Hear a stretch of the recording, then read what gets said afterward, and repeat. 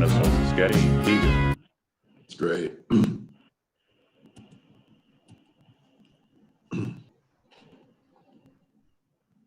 They'll let us know when it starts to stream into YouTube channel.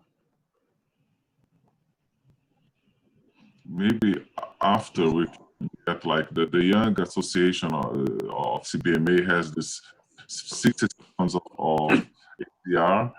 Maybe Gary has to leave, but maybe George could stay for 60 seconds and we do. No, I'm fine to stay on. Yeah. And interview you. The night is yours. Yeah. Thank you, George. We appreciate it.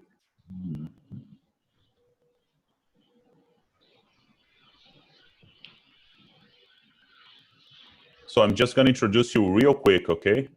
If I speak real fast, don't worry. I just want to save time. Oh, of course.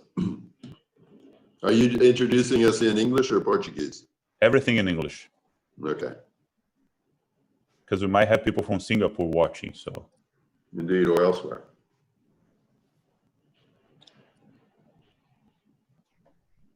Can you tell where the participants are from? Mostly from Brazil. Yeah.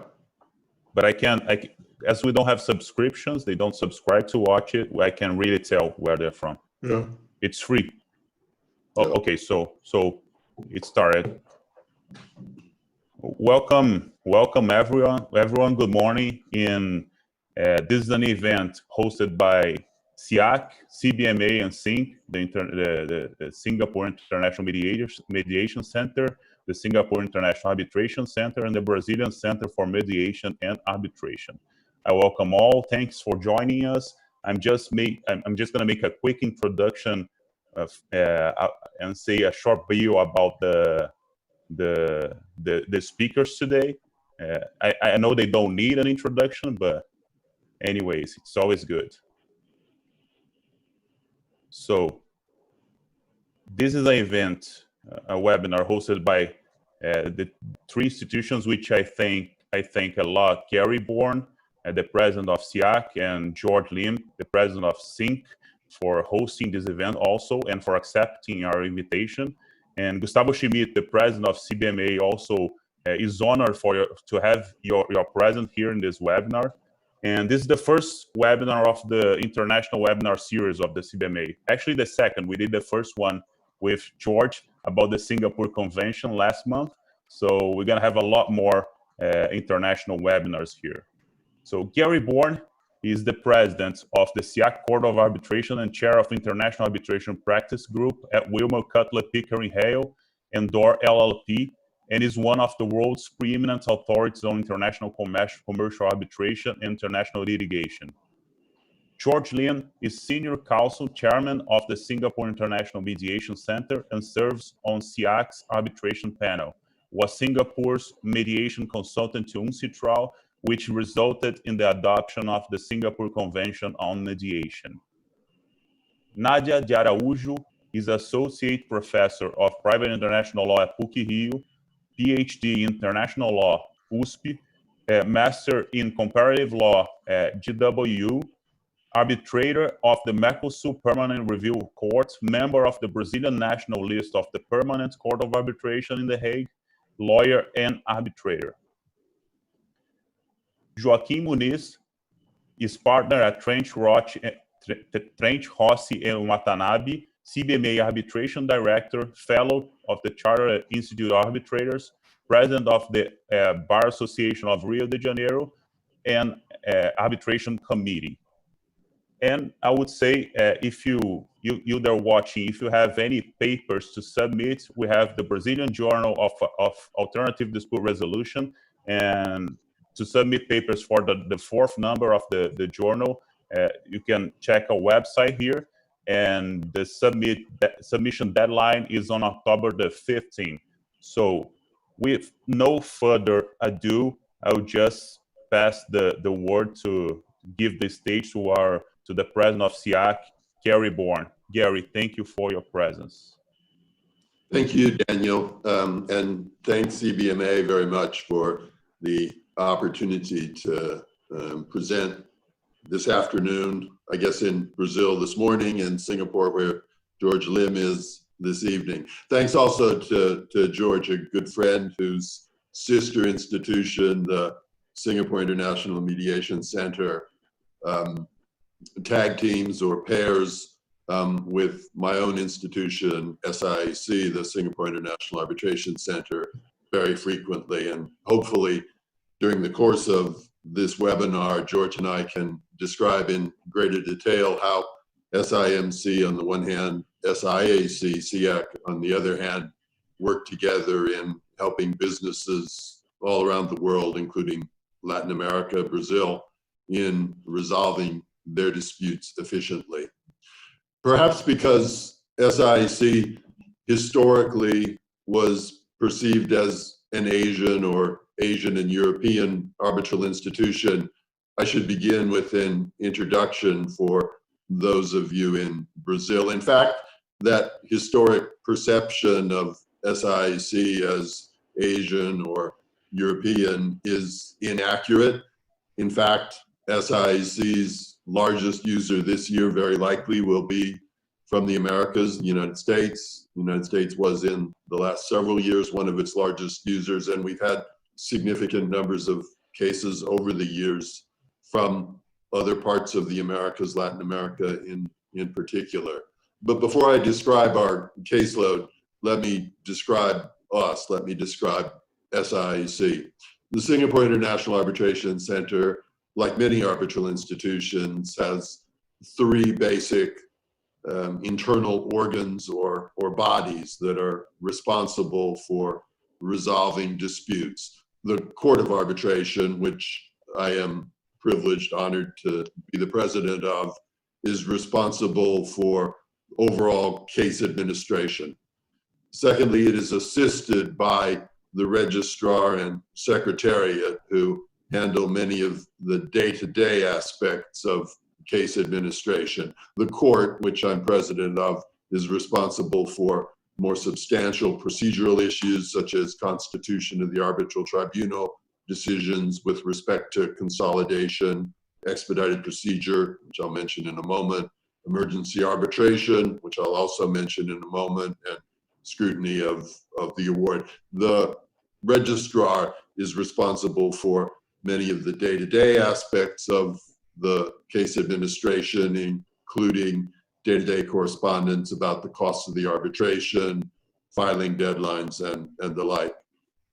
Finally, SIAC has a board, the board of directors, chaired by Devinder Singh, one of the local legends, if I can put it that way, in the Singapore legal community. The board is responsible for the operational aspects of SIAC, the premises that it has at Maxwell Chambers, one of the world's preeminent international arbitration and mediation venues, the hiring and tenure of staff and the like. What SIAC does, like other arbitral institutions, is administer arbitrations where the parties have agreed to arbitration in accordance with the SIAC rules. Those rules are now in their 6th edition or version, most recently revised in 2016, based significantly on the UNCITRAL arbitration rules, and currently open for a 7th edition. We're consulting widely on the terms of the SIAC arbitration rules with an eye to ensure that they continue to be at the forefront of best practices. Perhaps a word about SIAC's history, and then we can jump into a little bit more of the details about case administration and what arbitration under the SIAC rules is really like. We're coming up, SIAC is coming up on its 30th anniversary. We're somewhat younger than our most substantial competitor, our largest competitor, the ICC, only 30 years as opposed to nearly 100 years in age. But over those 30 years, we have grown rapidly. Some observers have said explosively. We started with a caseload in the early 1990s of less than half a dozen cases. This year, I'm predicting that we will exceed comfortably 500 cases, new arbitrations submitted during the course of calendar year 2020, notwithstanding the pandemic. We have users from all over the world. As I mentioned, sometimes SIAC is regarded as a regional institution, but that simply isn't correct anymore. SIAC is a global arbitral institution, which can be seen, as I mentioned previously, by the makeup of the parties that use it. The United States, European countries, the UK, the EU, China, India are historically among the top 5, sometimes top 10 users, and it is a truly international arbitral institution. Our Court of Arbitration includes members from around the world, including Latin America, Europe, Asia, Singapore in particular. The SIAC rules are designed to ensure that arbitrations will be conducted with maximal efficiency and expedition and speed.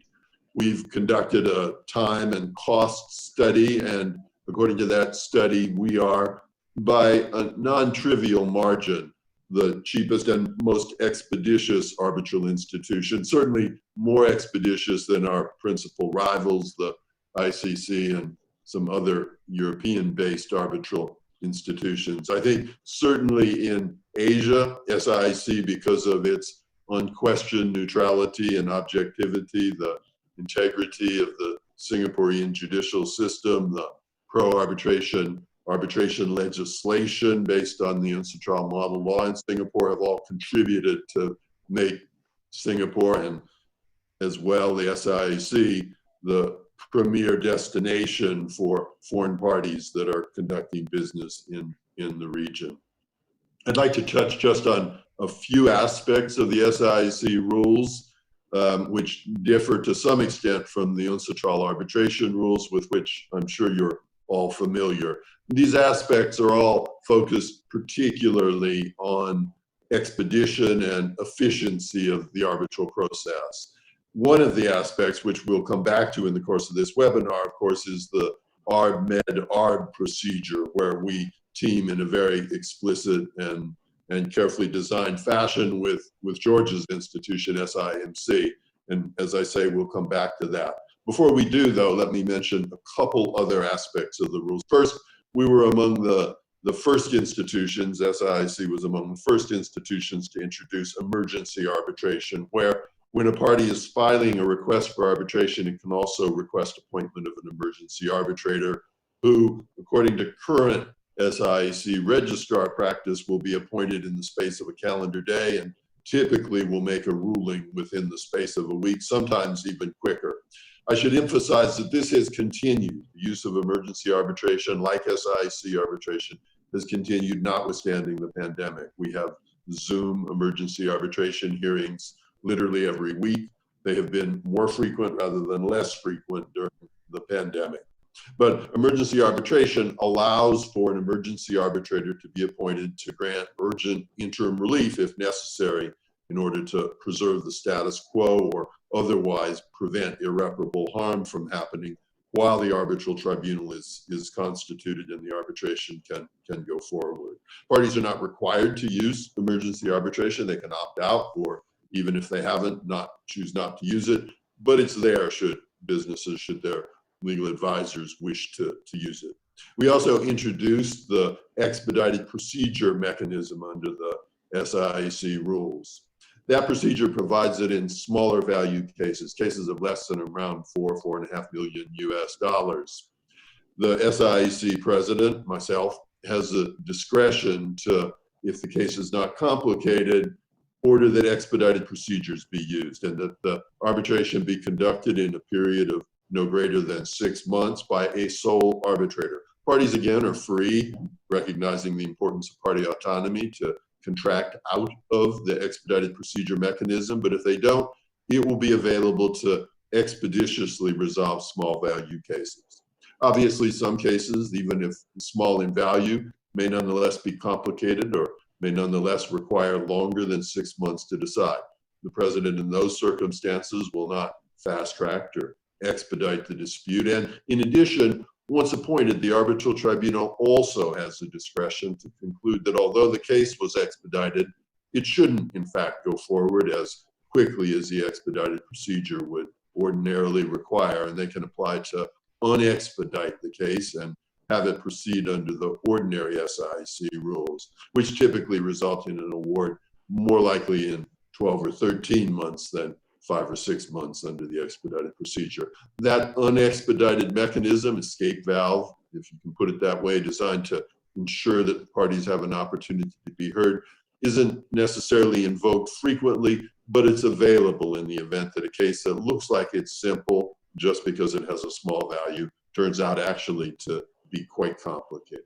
We have an early dismissal mechanism under the SIAC rules, which allows an arbitral tribunal, if a party applies, to dismiss a claim or alternatively a defense on an expedited basis. The idea is that if a claim or a defense is manifestly without legal merit, manifestly frivolous, the arbitral tribunal has the discretion to order that it be dismissed straight away after summary proceedings, rather than having the case go through a lengthy and therefore to the parties expensive procedure.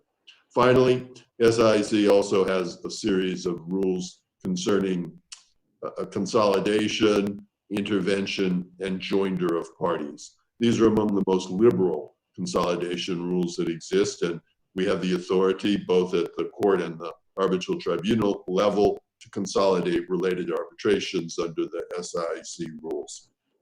Finally, we have a panel of arbitrators published and available on our website. Some institutions, I won't mention any by name, do not publish, do not have transparency with respect to either their panel or their mechanisms of selection of arbitrators. We're the opposite.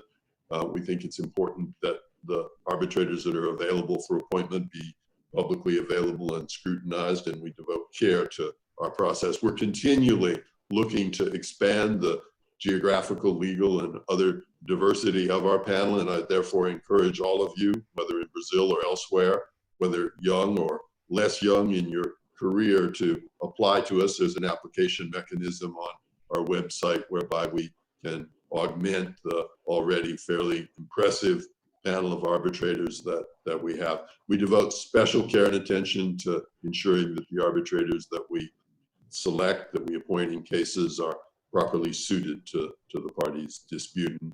We would certainly do so in cases involving, as we've done in the past, Latin American parties. I think that's probably somewhat longer than I should have spoken about SIAC, but given the recent developments in our caseload, we do have a lot to talk about in that regard. I'm sure George will be able to focus on more specifically on the way that SIAC and SIMC work together to ensure that disputes are resolved expeditiously and efficiently.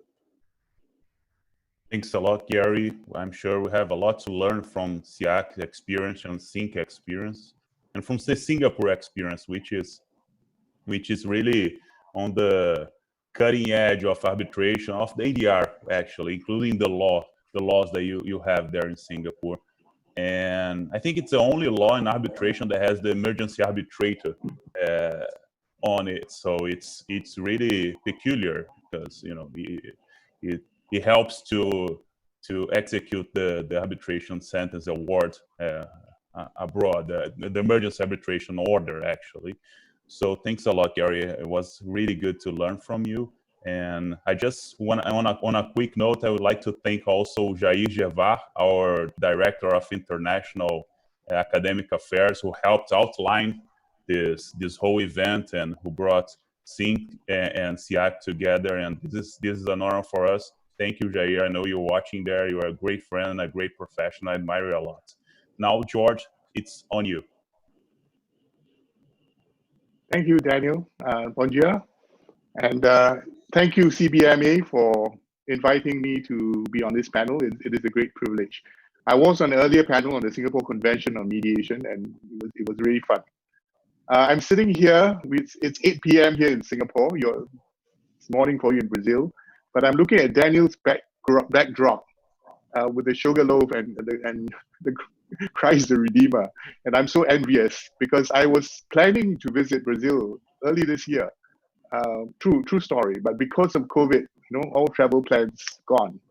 But you this have is a on my same bucket invitation, list. George. You can come whenever you want. CBMA has his doors open for you. Thank you. Because I'm going to tell you that, you know, Brazil, you're very far away. But actually, there's a lot of Brazilian influence in Singapore, and in particular, your samba football. and your Brazilian coffee, you know, so it's miles away, but pleasant memories. So I'm here to share with you a little bit about the Singapore International Mediation Center, which I chair. It's a new baby. We're like 5.5 years old. We are a not-for-profit organization which promotes the mediation of cross-border disputes in Asia and in the world globally.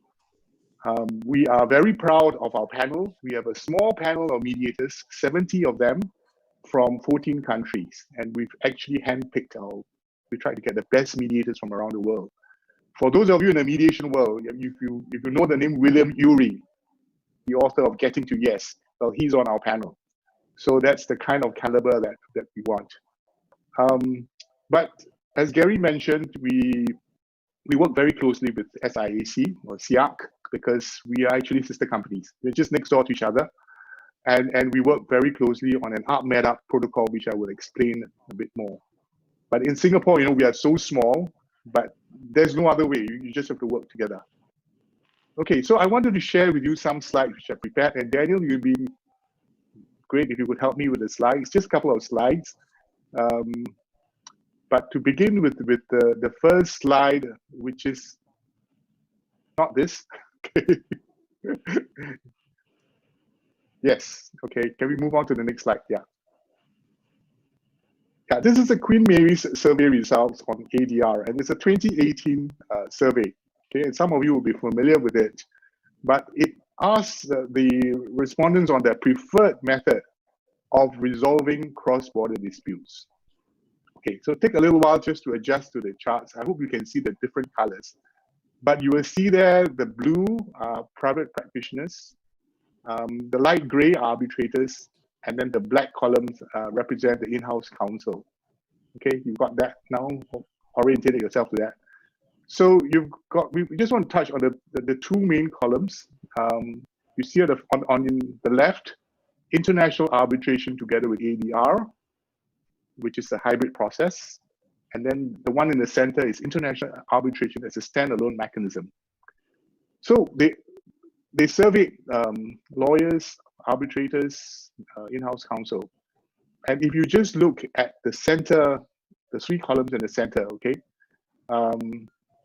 when we asked the private practitioners, you know, what was their preferred mode of resolving cross-border disputes, you had 51% said international arbitration as a standalone mechanism. Okay, got that? And then ask the arbitrators, and of course the arbitrators will say, look, it's higher, it's 54%.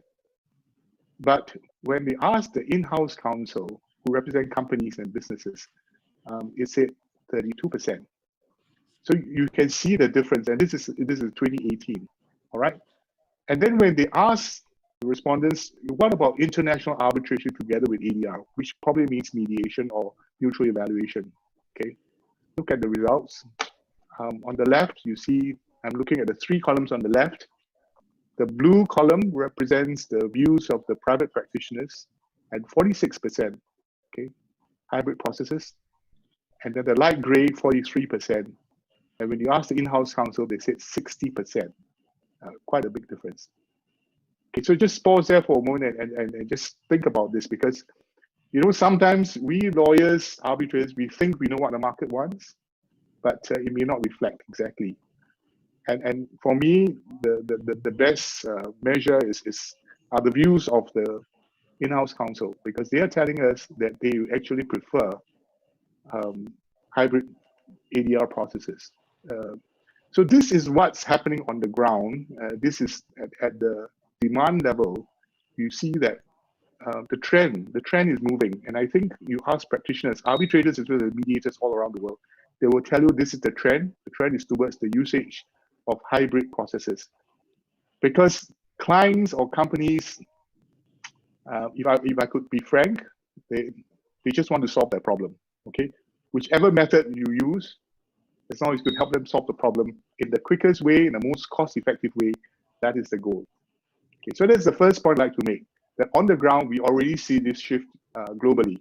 And I think if you ask practitioners, they will affirm this. Okay, I'd like to make the second point, and I'll come to my second slide now.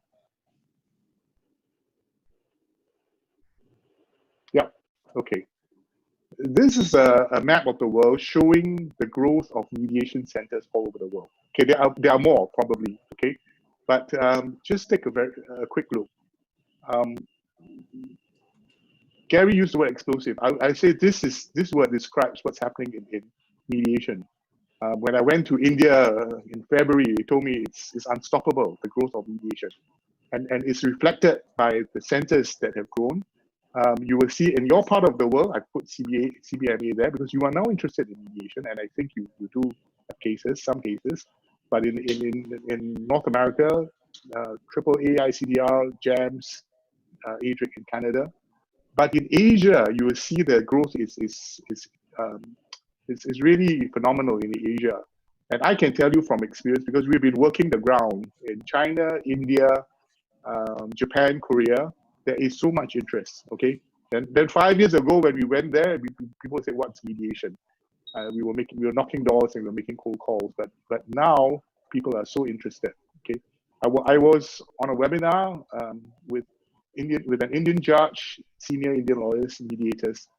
This was just a couple of weeks ago, and they went on YouTube. And I know India has a lot of people, but they told us that 20,000 people viewed the webinar. So that reflects the level of interest. If you see in Japan, you see that JIMC, that's the Japan International Mediation Center. That is actually an offshoot of the Japan Arbitration Association, JAA. Okay. In Korea, where we work closely with KCAB, which is the Korean Commercial Arbitration Board, they have also now gone into mediation. So apart from the growth of mediation, we see this other phenomenon, which is that leading arbitration centers are also offering mediation services. Okay, so now we are looking at the supply side. Earlier we looked at the demand side, and this is what's happening. Because if there's a demand, there will be supply. And so you have a lot of more mediation centers and a lot of arbitration centers offering both. So to me, this is the second development, which is significant. Okay, and it reflects what I said earlier: the use of hybrid processes, the rise in the use of hybrid processes.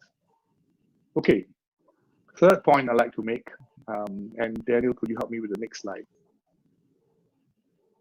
Okay, so this is the Arb-Med-Arb, Arbitration Protocol.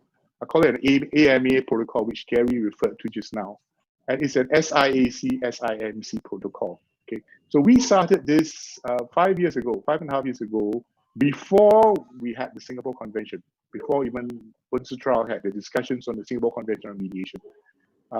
We were thinking of a way to help businesses which had concerns about the enforceability of international mediated settlements, and we devised this one-stop process. So it's one-stop for businesses who had disputes but were worried about the enforceability, because you have in arbitration you have the New York Convention, but in mediation we didn't have such a protocol, we didn't have such a convention.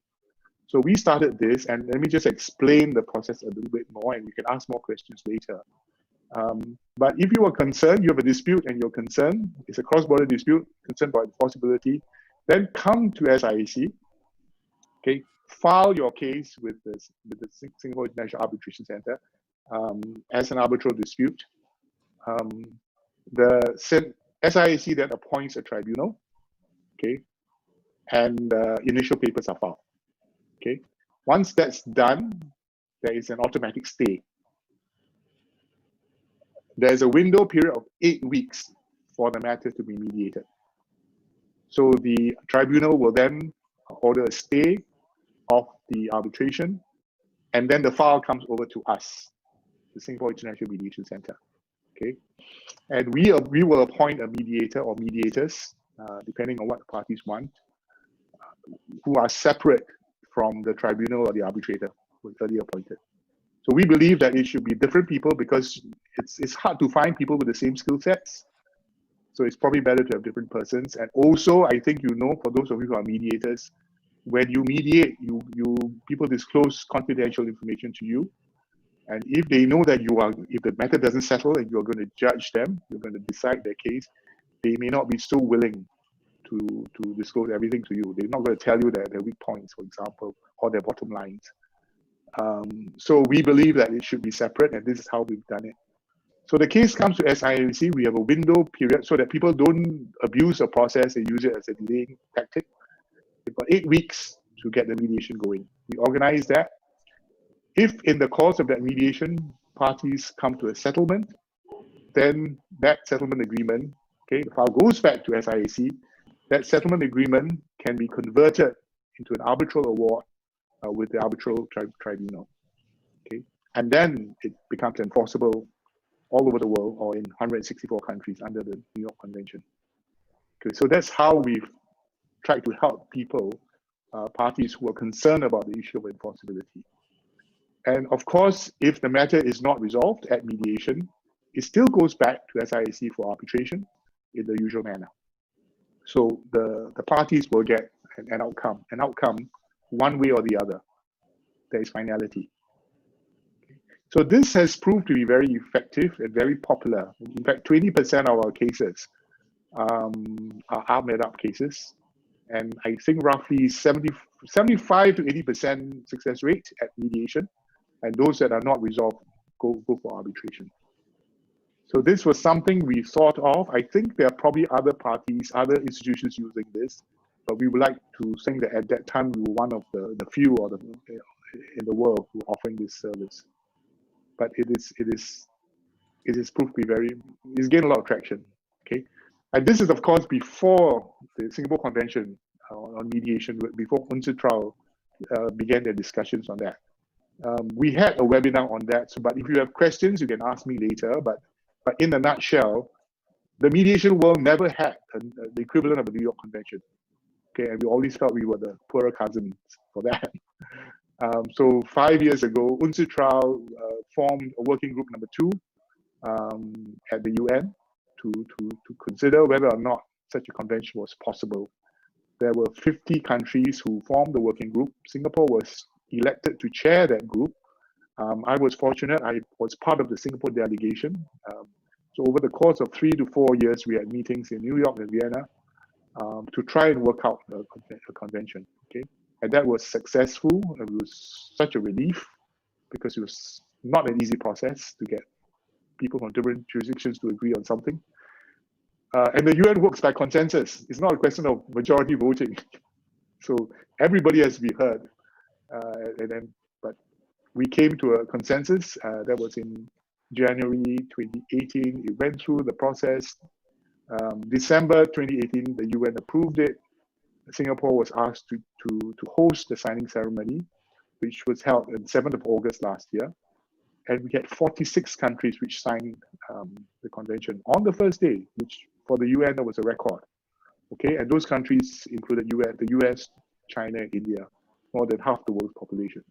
We had hoped that Brazil would sign, but unfortunately Brazil hasn't signed. But I'd be making a plea, to you all who are interested in mediation, to try and get your government to sign, because you're already a signatory to the New York Convention. It's not difficult to sign and then ratify it. And your trading partners, Brazil's trading partners, your big trading partners are the US and China, right? Argentina, I think Argentina has signed as well. Korea has signed. So it's time for Brazil to sign, because I think it will be good for Brazil. Not just for ADR, but I think for Brazilian business, because if you do have disputes with other parties, this is something which you could use. So I feel that it should be an option, a good option made available to business people who have disputes. So that was my hope when we had that webinar, and I expressed that as well. Okay, just one more slide. Daniel, the last slide. Okay, this is just to show how this thing is working. So this is 17th of June, okay, just a couple of weeks ago. Can you spot me? We're all wearing masks. So this was an MOU, a Memorandum of Understanding, which I signed with my counterpart at the Shenzhen, which is in China, which is above Hong Kong, Shenzhen Court of International Arbitration. So I'm on the left there, you can see, holding the iPad or whatever, okay, with my mask. and then the Chinese counterparts are the picture on the at the bottom, the photo on the bottom. So we sign online actually. Okay, 3 of us from Singapore and 3 of them from Shenzhen. And this MOU now, we are talking about how we can make mediated settlements done under the auspices of the SIMC, how to make that enforceable in China. And we're now working on the protocol with them.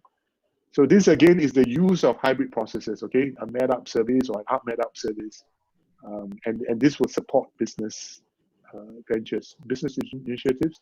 There are lots of Singaporeans who have invested in China. I think China is your number 2 or number 3 trading partner. Am I right, Nadia, Joaquin? In Brazil, number 1. China has been okay, all right. one trading partner. Yeah. So if you have a Brazilian businessman who's got a dispute with somebody in China, you don't want to get it mediated in China, right? Yeah. Come to Singapore. That's our advantage. Come to neutral ground, get it mediated, and if we can help you with enforceability either through the Arb-Med-Arb protocol or with a Med-Arb service with the SIAC, the Shenzhen court, yeah, you can avail yourselves of all these options. So this is the trend all over the world, and I just summarize by saying that it is not a zero-sum game. You know, I know there are arbitrators, you know, who say, look, hey, let's just keep arbitration to ourselves. You know, because I've been in practice for 38 years as a lawyer. I started off as a litigator. I arbitrated, and I mediate as well. And I think that for the future, this is the way forward. For young lawyers, for young people who want to practice law, equip yourselves with a set of skills, okay? Arbitration, mediation, litigation, whatever, because this is the future. Parties just want to get the problem solved. And if you are able to assist them, to tell them about the different processes, the different advantages, I think you will have an advantage. Okay, so it is not a zero-sum game. I think for the profession as a whole, this is the way forward. So on that note, thank you for listening to me, and I'm happy to take questions after this. Thank you, Daniel, for helping with the slides.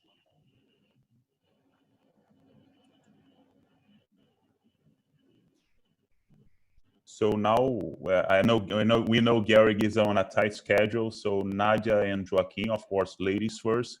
If you have any questions and ponderations to make to Gary, please feel free. Thank you. It was very interesting to know how your court functions. And in Brazil, we do not have an Arb-Med experience as a clause, but if the parties reach an agreement, usually the arbitral tribunal will give an award with their consensus. So we will have a normal award that could travel to the New York Convention as well. If going to the Arb-Med-Arb, if there's a Arb-Med clause and the arbitral tribunal in a SIAC case orders a stay of the arbitral proceedings, but one of the parties challenged that stay, how would this be resolved within the SIAC? I think that's a question, George, probably directed to me. Maybe I take a first crack at it, but if you have any thoughts on it, by all means, don't hesitate to jump in. First of all, in our experience, that hasn't happened. Parties, businesses, as George's graph from the Queen Mary study suggests, typically welcome the opportunity to try to resolve their disputes. Sometimes, of course, a claimant will be keen for the arbitration to go forward more quickly and slowly to put pressure on its counterparty. But we haven't, notwithstanding that, seen circumstances where a party either challenges the Arb-Med-Arb process or seeks to lift the stay. The decision whether or not to lift a stay, I think, would and in what respects would be primarily with the arbitral tribunal. I could imagine a party contending that it needed urgent interim relief, or that some aspect of the arbitral process should go forward because an early award in the event the case doesn't settle is essential to making the arbitration work. If a party did that, our rules guarantee it the opportunity to be heard. The arbitral tribunal has broad discretion to protect the party's rights, including by issuing interim relief. Singapore courts have been quite pro-arbitration in terms of upholding that type of relief. And so I think if there were unusual circumstances, a tribunal might ensure that the mediation process, even if it went forward, even as it went forward, didn't deprive a party of some essential remedy. But as I say, that is not something that has ordinarily happened. I think tribunals also would be wary of parties, claimants, or conceivably counterclaimants or respondents seeking procedural advantage by continuing the arbitration, notwithstanding an effort to mediate. It's not that different in some sense from multi-tier dispute resolution provisions, where parties agree that they will seek to negotiate a resolution, or alternatively mediate or conciliate prior to commencing an arbitration. Parties sometimes jostle for procedural advantage, but it would primarily be the arbitral tribunal that would make that determination. Shall I jump in? Thank you. Daniel? Okay. So Gary is right. I mean, this has never happened before, and I can tell you why. At least I think why it's not happened. So parties will come through this, will go through this AMA protocol only if they have had a multi-tier clause, a multi-tier ADL clause, where they've agreed to go through this process. That means for the arbitration to be stayed, for mediation, and then for it to either be settled or come back for arbitration. So there will be an agreement. Or if they've not done that in the form of a clause in an agreement, they will sign such an agreement before we even allow them to use the protocol. So they can sign just before coming to the institutions and agree, we're going to use this protocol.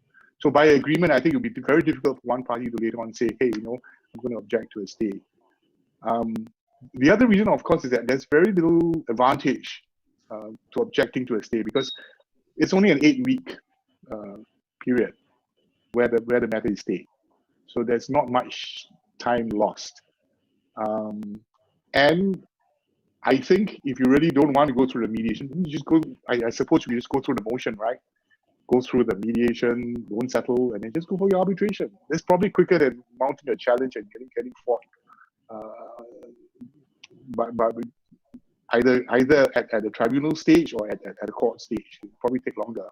So I don't see a lot of advantage in a party objecting, and I think for that practical reason, it's probably not going to happen from my perspective.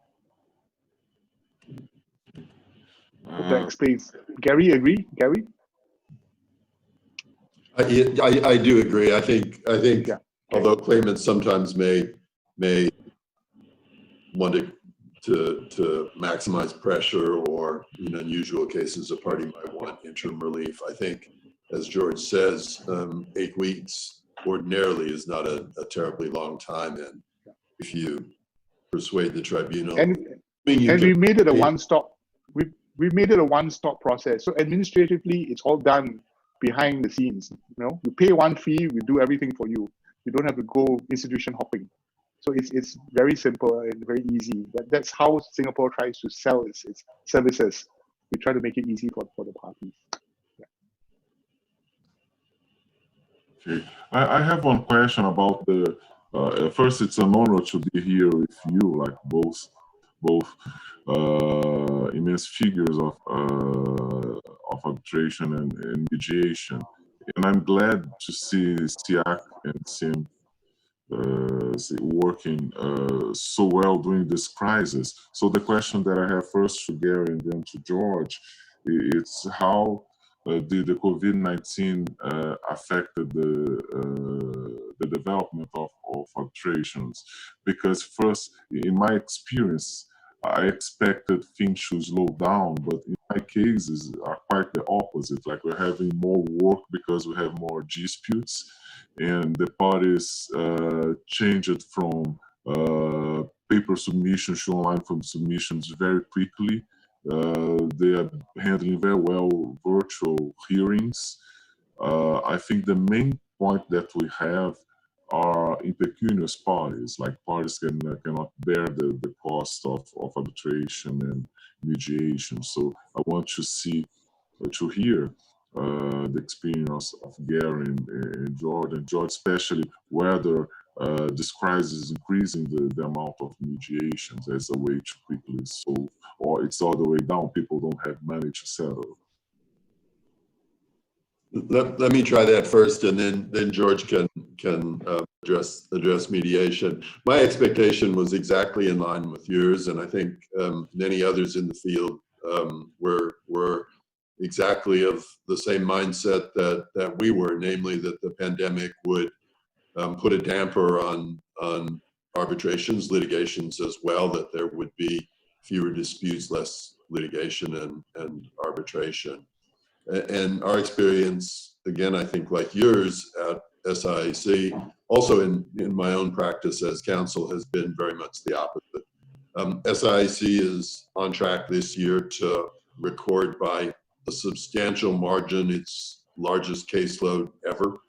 We are seeing more cases being filed with us than last year, which was our highest caseload ever. We had 470 cases last year. I never make predictions about exactly where our caseload will end up, but I have very little doubt that what we will continue the tradition of increasing our caseload by at least 15% or so will be substantially above 500 cases. And as I mentioned, both emergency arbitration hearings and ordinary arbitration hearings are being conducted typically remotely. Remote hearings, a little bit the way we're doing here using Zoom or BlueJeans or some other platform. Parties in general seem content, if not always enthusiastic on the part of respondents to go forward with remote hearings. There are questions in some jurisdictions, I think China in particular, about the tribunal's authority to order a Zoom hearing, a remote hearing, notwithstanding one party's objection. I think in virtually all jurisdictions around the world, though, other than China, the tribunal's authority to do so without violating the party's opportunity to be heard is quite well established, and tribunals certainly, in my experience, are exercising that power. I see that both at SIAC in my capacity as president, but also in the cases where I'm acting as counsel. I was engaged in an arbitration in Sao Paulo 4 months ago now, just as lockdown began. The arbitration hearing in person in Sao Paulo was suspended, and we completed it by Zoom. I quite easily cross-examined expert and other witnesses, and have little doubt but what, although not identical to an in-person hearing, a remote hearing is fully capable of providing the parties an opportunity to be heard. There may be exceptions.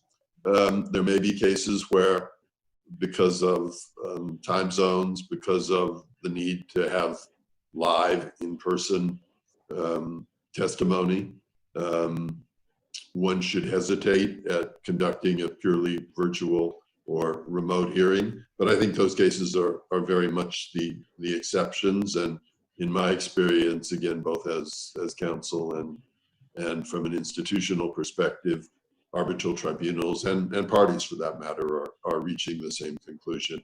In a sense, the the pandemic has created more need for arbitration and I think also mediation to resolve the new and frankly unforeseen disputes that have arisen because of the pandemic.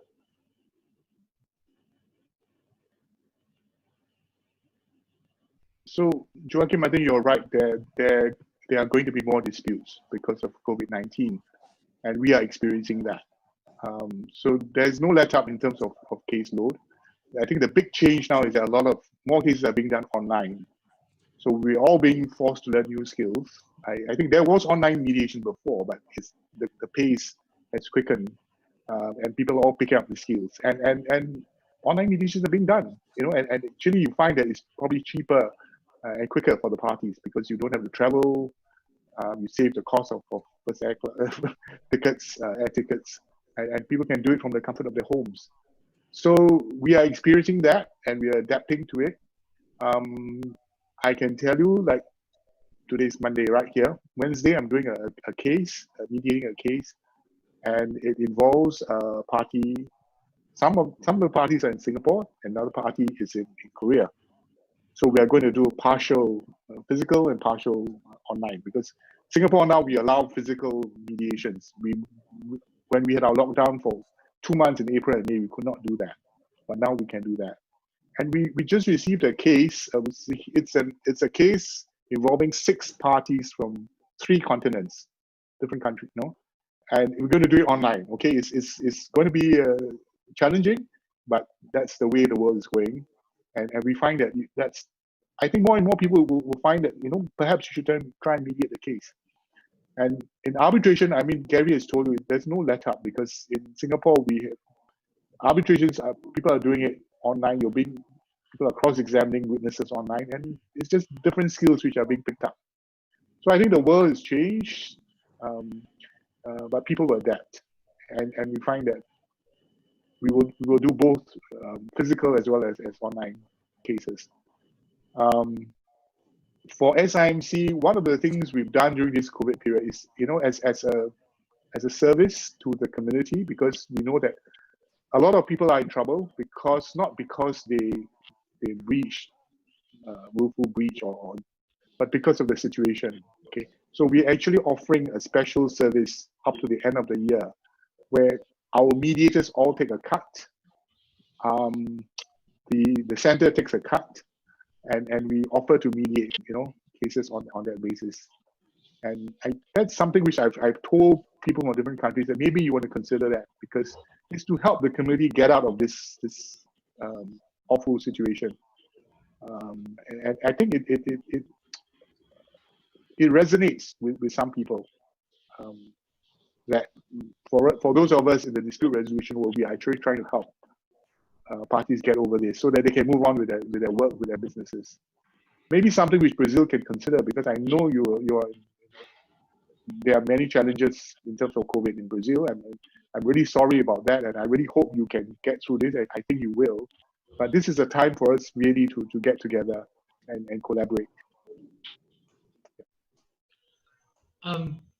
Gary and George, could you share with us why you think Brazilian parties would use SIAC, and also, I'm sure, going digital, maybe with us, you'll be the ones at the night, or the reverse, because we're very far apart with the schedule. So do you think it's possible for digital to go all night for you during the day for us? And what do you think about that? So I think those are two great questions, and I'd be delighted to take a crack at them. There are, I think, several compelling reasons, in my view, really decisive reasons why Brazilian businesses, Brazilian lawyers should be using SIAC and also SIMC. The first is a reason that applies across the board, both in Brazil and elsewhere. SIAC is cheaper and faster than the alternatives. Our cost and time studies demonstrate that. We have an ad valorem, or amount in dispute system, for the compensation of the arbitrators that is pegged at a significantly lower ratio than our principal competitor, the ICC. Our time and cost study also shows that our arbitrations are completed materially more quickly than other arbitral institutions, including specifically the ICC. In part, that's because we constitute tribunals more quickly. We don't have the cumbersome national committee process that they do. In part because we do not spend as much time in scrutinizing the award. I think we've all had experience with ICC scrutiny that involves literally months of scrutiny, even once the arbitral tribunal has completed its work. Our scrutiny is completed virtually always in 2 weeks, but nonetheless is high quality. We bring at the Secretariat a real work ethic and diligence to that scrutiny process, and I, as president, ensure that it is completed in a very timely fashion. And finally, our expedited procedure mechanism is more expansive than that of the ICC, which is limited to cases of less than $2 million, whereas ours goes up to nearly $5 million. And all of that produces a quicker and a cheaper result, which is why businesses around the world have been increasingly using SIAC, caseload increase of on average 25% a year over nearly the last decade, while the ICC's figures are essentially stagnant. Second, given that China is your principal trading partner, SIAC is uniquely well positioned as an arbitral institution. Its objectivity, its independence is without question. In contrast to some other institutions, it is acceptable to parties from all over the world, and it has complete independence with respect to its selection of arbitrators, the constitution of its rules, application of its rules, and the like. Parties from around the world have been impressed by, satisfied with the objectivity, the neutrality, the professionalism. We operate, I think, more transparently, thirdly, than our principal competitors. As I mentioned previously, our panel of arbitrators is available for public review. Parties have, of course, complete freedom in selecting the arbitrators, whether or not they're on the panel, that will hear their dispute, and we grant broad autonomy to the parties in doing so. We also choose, where appropriate, and in particular where requested by the parties from off-panel.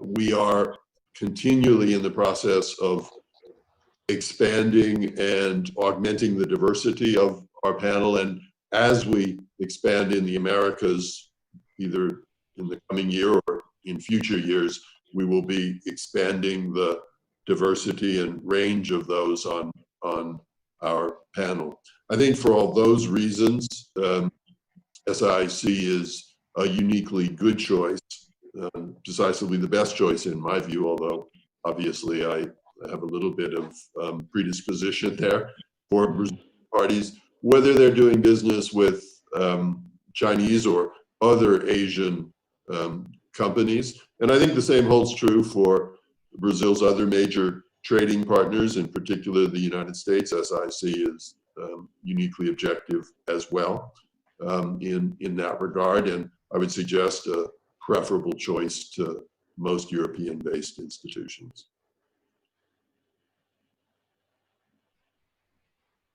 Okay, for those of you who know something about Singapore, we know we were a young nation with no resources. The only resources we have are people. So the only way we can survive in this world is really to try and provide services to people, good services, and to build trust based on that. So you see, we try to have a good airport, we have a good port, financial services. So in the same way, we have been trying to build an ecosystem for people who have disputes to come to Singapore. Of course, it's your choice. But neutrality, independence, transparency, these are the things we work towards. So I give you an example. I had a mediation case in SIMC. We had one a couple of years ago. A foreign government sued a company from another country, and they came to Singapore to mediate. and it was successfully mediated over 2 sessions. But I asked the parties, why do you come to Singapore? Nothing to do with us. And they said confidentiality was one, but the other thing was neutrality. And they had trust in the processes in Singapore, the legal process, the legal ecosystem. So I'm not trying to oversell Singapore, but I think if you ask around, if you have a dispute and you want to have it heard in Singapore by way of arbitration or mediation, we can tell you that it will be done as well as we can. That's the service that we would offer. So if you come to SIMC to do a mediation, what we offer is actually institutional support, just as SIC does. Because you could just appoint your own mediator, right? Ad hoc, do it yourself, bypass all the fees. But what we offer is institutional support. In other words, when we do a mediation, we actually prepare, like an online mediation, let's say with Brazilian party, we will walk through the lawyers through the process before the mediation. We'll walk through the mediator through the process.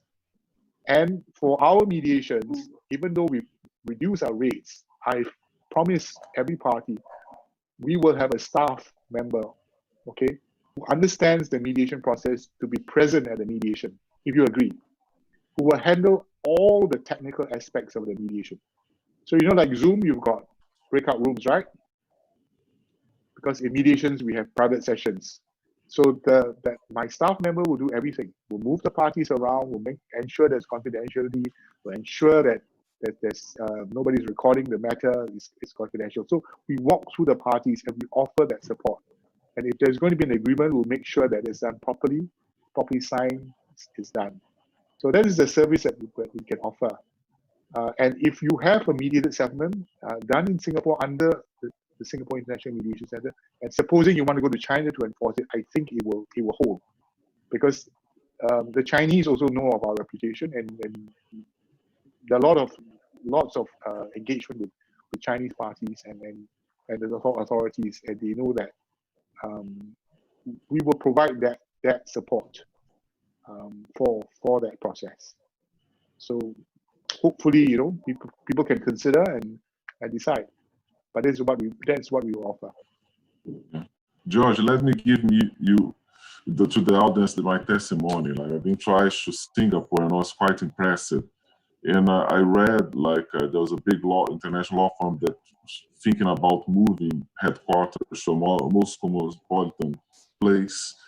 And you know, like the analysis that the most cosmopolitan large city is a city-state, Singapore.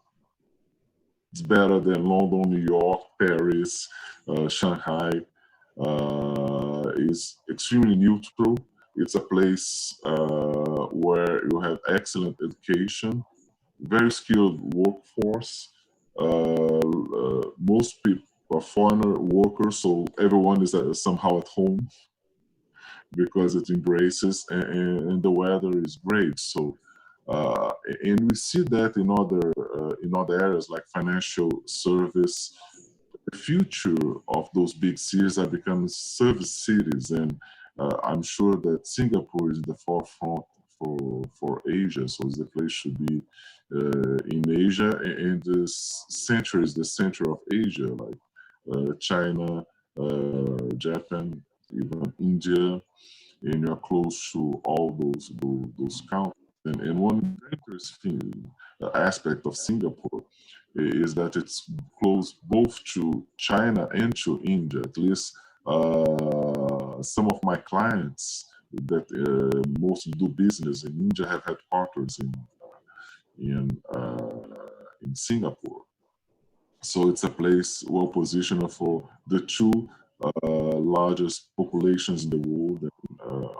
Two of the, if you say like a top 6 countries in the world, like you're close to 3 of them. So there is kind of geographical shift of power to Asia, and Singapore is the best positioned country. It is such a big country economic-wise because of the strategic position. So it's quite impressive. Like people, not everyone is aware of the strength of Singapore as a service provider. That's why I do this kind of webinar to promote it. I think especially in terms of what I'm especially thrilled is by the neutrality, because it's really a country that's providing service. It's not linked to any other country, has no own interests, don't deal with Singaporean parties, they deal with parties from many nationalities. So it's truly a cosmopolitan venue. Thank you for that, Joachim. I'm obviously biased, but to hear it from someone like you means a lot. And I can tell you, for example, for us to invite someone like Gary Bond to come to Singapore and head our SIAC court, and for him to accept it, that's really an honor for us. And so I think that speaks a lot, Gary. But all of you are welcome to come. And I will tell you, look, make no bones about it, we are very small. All right, we are a small island, 700 square kilometers. Okay, you can drive from one end to the other end in 45 minutes on the highway. Whereas Brazil is so big, we don't have all the nice resources that you have. But for us, that's the only way to survive, to do our best in this world. Yeah, come over whenever you have time. Anyone who's watching this. But it's a good place and a good case for tourists, because people criticize international arbitration because most of the hearings are in very nice touristic places like Paris and London. Yeah. Singapore, also from this standpoint, Singapore is also a very nice place. Good weather, beautiful buildings. So also from the touristic side, it's good, and has an excellent photo that makes a lot of difference when you have in-person hearings. Yeah, and the other thing we've done is, you don't need a visa. I think, Brazil, do you need a visa to come to Singapore? I don't think you need one, right? No. Do you? No. It's a lot of countries, people can come over. Mediators, even foreign mediators who come to Singapore, you don't get taxed. Okay, if you do work here. Gary, that's the same for arbitrators, right? Yeah, that is true. Yeah, no tax. So we make it easy for people to come through. You don't need a license to come and do a mediation in Singapore. A Brazilian lawyer, you can come and you can represent a party. Joachim, so I think Joachim made another good point that helps answer the question, why Singapore for a Brazilian company? And that, if you think about it, Singapore, notwithstanding the difference in size and history and language, has some very important similarities, in fact, to Brazil. The one that I'm thinking about most is they're both multi-ethnic societies. Singapore is a blend of nationalities, of legal backgrounds, cultural backgrounds, languages. And when you look at the kind of people that would be picked as arbitrators and the cultural environment of the two countries, there's some very significant similarities. George is also, I think, absolutely right. Because Singapore is so small, 700 square kilometers, and doesn't have resources, it's always, I think, had to act with both quality but also neutrality and discretion. I think that's one of the reasons that explains the dramatic growth that it's seen over the last decades. Gary, I have one question for you. You pointed out that you have a threshold for expedited procedure much higher than ICC, and that's interesting because, as you should know, ICC is thinking about raising its threshold to get the standard. Do you know how many arbitrations are conducted under the expedited rules versus the normal rules? Yes, I would have to dig the exact statistics out, but we introduced the expedited procedure I think, around 6 years ago.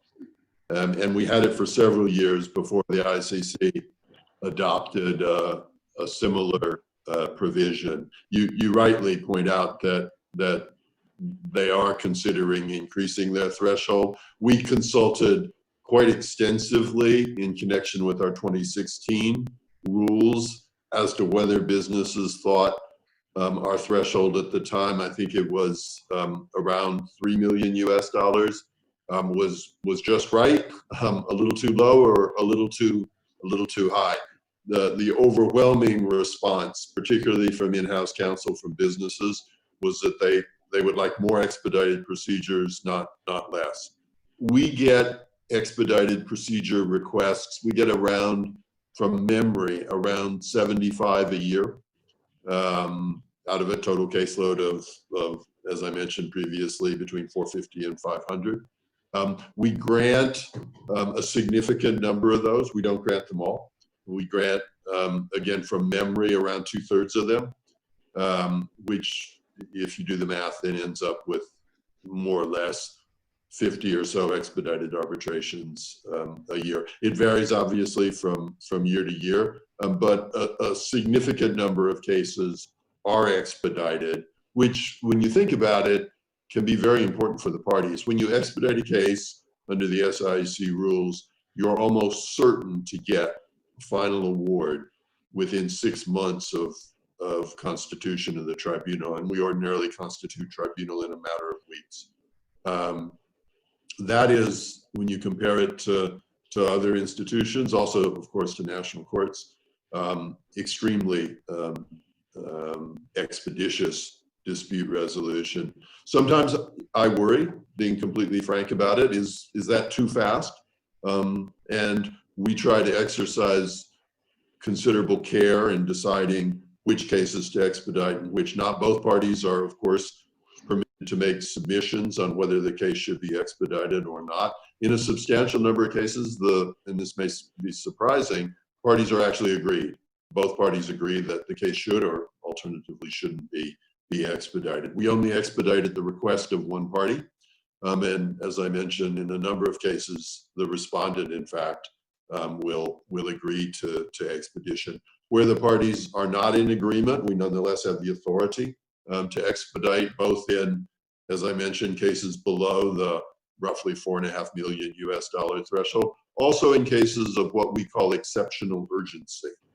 Ordinarily, urgency could be dealt with through interim relief, but there are some circumstances where you really do need a final award, perhaps because the call option is expiring, or there's some externally imposed deadline which requires a final award as opposed to interim relief. And so we can grant expedition even in larger value cases, in cases of exceptional urgency, but we listen carefully to both parties, and sometimes parties make quite substantial submissions on the basic question, should you or shouldn't you expedite? And based on that, we make our decision. I should say, we've virtually never had challenges to our decision whether or not to expedite a case.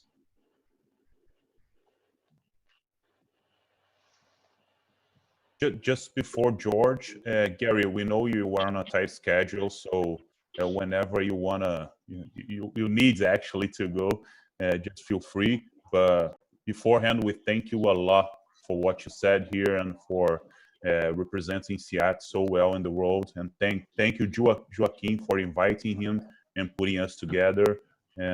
Thanks a lot. Thank you very much, Daniel. Thank you, Joachim, as well, and I wish you the very best of luck. I look forward to working together in the future.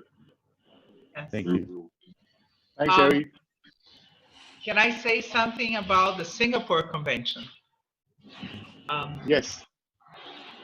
I hope Brazil doesn't take the 40 years we took with the New York Convention to get on board. But because we are moving forward also with the Hague Convention on recognition of judgments, I believe we can go with the Singapore Convention as well. I've been in contact with Brazilian government for that because I was a delegate with the Hague Convention. And I think we can move forward. I've studied from the point of view of Brazilian law. There's nothing really outstanding that would go against our law. So although we were not represented in the negotiations, I believe we are already doing this homework in order to get the Singapore Convention in our legislation. But I wanted to ask you that even though it was signed by many countries, how long do you think it will take to be ratified and get working the Singapore Convention? Nadia, come to Yes. Singapore, I will buy you dinner.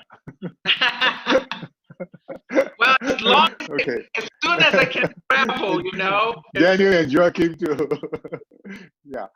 Okay, so I Thank you. didn't give you that Exactly. information, but just to backtrack, the convention was signed on the 7th of August 2019.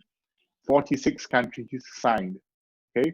Since then, 6 other countries have signed, so we've got 52 signatories. Okay. 4 countries have ratified so far. Singapore, Fiji, Qatar, and Saudi Arabia. Okay. So you need 3 countries to ratify a convention before it becomes effective. So the convention will become effective on the 12th of September this year. 6 months from the last signatory. From the last third signatory. So it will be ratified. There are 4 countries who have ratified the convention, and it will come into effect on the 12th of September this year. Belarus has announced in public that it will be ratifying soon.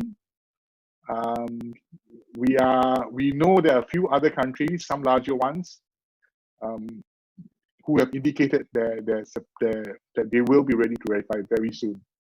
I think, unfortunately, COVID has delayed the whole process, okay?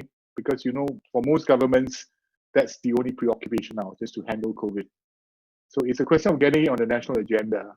And we found that we probably have to wait through this period. So there will be some delay, but we are quite confident that eventually, people will sign and ratify. But we do need Brazil because you are huge. And I honestly think it will be good for Brazil. And you're right, Nadia, it's not difficult. It's not difficult. In fact, to sign, you don't need anything except your government's approval. Because the signing is just an indication that it's something you support. And then you can take some time to ratify it by having your domestic legislation in place. And all you need is the equivalent of an International Arbitration Act, right? Which you have the same for mediation. It will go to the court usually. The competent authority is the court of that country in most countries. So it's probably the same process. Just as an arbitral award is going to be registered or recognized in your country, same process. So it's not a difficult thing. And actually, I think we owe it to businesses to give them this option. So I'm counting on you all, to do this and to do this quickly, not 40 years. Yes. It's funny to say, but in my experience, the Brazilian government only likes to sign when the groundwork to ratify is kind of ready. We don't go and sign and then do the work. We do it beforehand and we prepare it, and I'm in contact with them, and we're already writing technical notes, and the business community and the arbitral community and the mediation community is already getting together and saying why there's no problem. And I think once they sign, the ratification process will go forward much quicker. That's a little bit like our Ministry of Foreign Affairs work. They don't just sign and let it go, I would say. Okay, I mean, that's fair enough. I think that's good too. And in fact, you could sign and ratify together at the same time. But on our part, Nadia and anyone else, if you do need any assistance, please feel free to contact me. Okay, because I'm in touch with my ministry people, and this is something, of course, we want to share with the whole world as quickly as possible. Okay, I wanted to answer your question just now about online mediation, which I did not. Daniel, could I just take 2 minutes? Because you were talking about time zones. Okay, So one of the things we found with online mediation is that it is difficult to get a party to sit in front of a computer the whole day. You know, because normally when we do a mediation, a physical mediation, they all come together for one day, right? Or 2 days. But I think for online mediation, I've been telling people you may have to do it in parts, in sound bites, okay? Because maybe a couple of hours here and there. And actually, in terms of time, for example, there's an 11-hour difference between Brazil and Singapore. So like right now, what time is it for you? It is now 11 p.m. 10 to 11, yeah. Yeah, and it's 10 p.m. for me. So if you start at 9, it's 8 a.m. here. Sorry, if you start at 9 a.m., it's 8 p.m. here. So we could probably squeeze in 3 or 4 hours for a mediation and then resume the next day or something. Because for me, it's probably easier to do it in parts. And so I don't think the time zone is going to be an issue. Yeah, I just wanted to answer that. Thank you.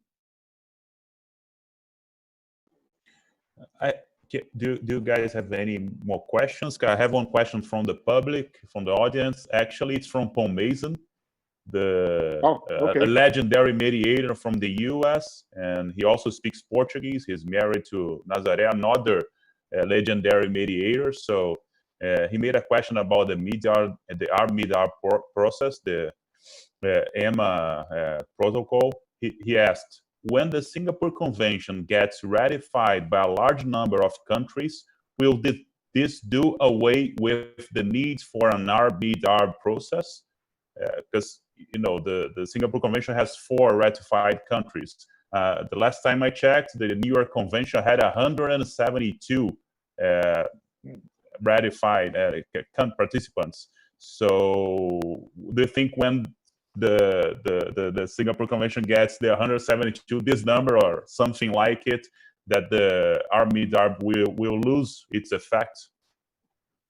Okay, so let's be realistic. It is going to take time for the convention to become really effective. The New York Convention is past 50 years now. In fact, it started with 10. If I'm correct on that. So it will take some time before the convention kicks in and becomes truly effective. And this Arb-Med-Arb process, was started before. So we will use it as an option for parties. There are parties who want to go into arbitration and then they might want to mediate in between. That's fine. So actually we call it arbitration with a mediation flavor. It's not that much different if you think about it. But when the convention is effective and you don't need the Arb-Med-Arb process, that's fine by us. Whatever works for the parties. Yeah. So Paul, I think it will take some time, and if it becomes redundant by then, we're happy because the convention then will truly be effective. Joaquim, Nadia? I just wanted to thank you. I have no further questions, but it was very interesting to know how you were going through the pandemic and all that. And I'm sure all this that we're living through at this moment will help us change in the future the trend to digital, more digital proceedings and virtual meetings. That's not going to go away. We're here to stay, I think. At least hybrid situations where if you don't do everything by digital in a hearing, at least one witness, part of the people, and it will certainly add to cost efficiency considerations for clients. So I'm glad you're so well advanced in your virtual situation. Thank you, Nadia. And I mean, I wish the same for Brazil, because I think from my interaction with some of you, I mean, you're such a pleasant people. And I'm hoping that there could be future engagements. And look, this webinar would not have been possible pre-COVID, right? I mean, we wouldn't have thought of this. Mm-hmm. But this is happening all over the world. So this is a new way, and in a way, it's a good way of connecting. And I think now, actually, with mediations and even arbitration, it's become less expensive. What's what's going to cost you to do a 1 day or 2 day mediations online? It's not very much, really. So maybe there will be a shift in thinking, and people will use these processes a lot more. Even arbitration, because you think that you have to fly everybody in and pay everybody's business class tickets, but you don't have to do that now. Just work in a different way. So I'm hoping that this could be a way in which the whole world can engage better and communicate better. George, I also like to thank you. I would like to say that Singapore is always ahead of time, literally. And it's a good one. Also in the work to foster mediation, and I believe that tools such as Arb-Med-Arb and the Singapore Convention are key to promotion of mediation, because what the party wants, I see in my experience, the largest hurdle to promotion of mediation is a cultural hurdle. But with all this crisis, I think people is more open to adjust the culture. And when you have, like, when you offer mediation, I always say that mediation is a little bit like sushi. Like, you haven't eaten, you think it's strange. If you you start liking it. So I think you found, as you say here in the Americas, the Columbus egg, the way to promote mediation and to change the culture in an organic manner. So congratulations to thank you. Yeah. Mediation Center and to you. George, one of the, I was studying, I'm studying a lot the EMA protocol because I'm writing a paper out of it. Also, I'm writing about the AAA concurrent mediation and arbitration, because I think we don't do that here in Brazil. And I think exactly like Joaquin said, you need to experiment the mediation process before, because some people only think about arbitration. And that happens a lot here in Brazil. And I think one key feature that we Brazilians, and I think the world have to learn from you, from SIAC and SIMC, is the smooth transitioning process, and how you just start the arbitration in SIAC, and you don't have to do anything else. As a lawyer, you don't have to move the proceedings. They just go straight to SINC, and 8 weeks after that, they go back, you make the consent award with the parts you want of the agreements. And I think this kind of cooperation that we have to do more internationally, because we just don't do it. And for example, between us, we have already built a virtual bridge, I would say, with Singapore and Brazil. And I think we can build more bridges, more concrete bridges to help businesses here in Brazil, to help the Singapore Convention and things like that. I think this virtual opportunity and COVID gave that to us, despite giving a lot of bad things, but this is one good thing of it. So I thank you a lot. Jair is here. Thank you, all of you. And he's saying that, Nadia, you did some precise comments, and Joaquin also. So Gustavo also is honored for this lecture. And what do you think about it? What do you think is the lesson that Brazilians and the world has to learn about the transition, the cooperation between SIAC and SINC? I know it's kind of easier because you are a small country, and maybe I think you do that because you need to cooperate in certain terms, of course. But I read some papers about it, and all of them say smooth transition is one of the main characteristics of the Arb-Med-Arb protocol. What do you think about it? Yeah, I think there's so much we can do in the world, but we just need to come together and put our minds together.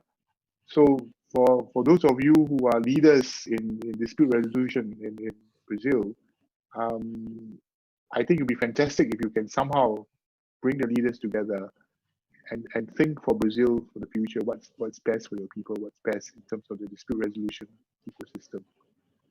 And if as I said, if I'm not saying that we are ahead or anything. We are ahead in time, but I think you have a lot more strengths, a lot more resources than we do. And if we can put our heads together and support each other, I think that'll be fantastic. So like through these webinars, I've made friends with you, Daniel, with Jaya, and now with Joaquin and with Nadia. So I think this is the way to go in the future. Human, person to person. I mean that's what we do in mediations. We humanize the process. From the disputes, we humanize it and tell people, look, let's get back to our fundamental interests, our concerns, and see if we can find a way out and a way forward. I'm very happy tonight meeting all of you. Thank you, George. I did a webinar with people from India and Bangladesh this week, and a concept that I learned from Bangladesh is the lawyer not as just a peacemaker, as the Americans all say, but as a community organizer. And I love that concept that we have to be peacemakers, but we have to organize the community, and that's to stop litigation and to make more like autonomous, use more autonomous procedure of solving your own problems. So I love that concept. Just wanted to share with you this concept. So Nadia and Joaquin, any final remarks? No, just thank you. Just thank you as well. Okay. Thank you, and stay safe, all of us. Thank you. Thanks a lot, George. Bye-bye. Well, George, could you stay a little? Você tira da coisa. Vamos fazer a entrevista. Pare a transmissão, por favor. Stop the streaming.